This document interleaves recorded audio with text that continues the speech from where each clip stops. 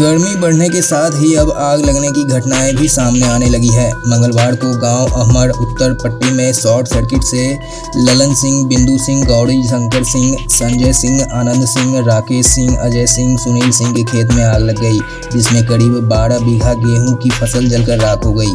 किसी तरह से आसपास के किसानों ने आग को बुझाया, जिससे आग को फैलने से रोका जा सका।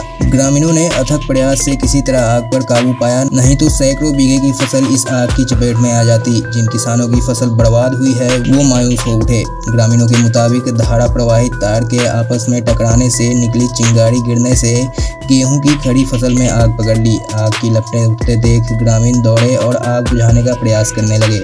जब तक आग पर काबू पाते तब तक 8 किसानों के करीब 12 बीघा खेत में खड़ी गेहूं की फसल जलकर राख हो गई। पीड़ित किसानों ने सरकार से मुआवजे की मांग की है। किसानों का कहना है कि अगर गर्मी के दिनों में खेतों में विद्युत शॉर्ट सर्किट से आग लगती है, फिर भी विभाग कुछ नहीं कर रहा है। इंडिया 24 के लिए बलिया से जितेंद्र यादव की खास रिपोर्ट।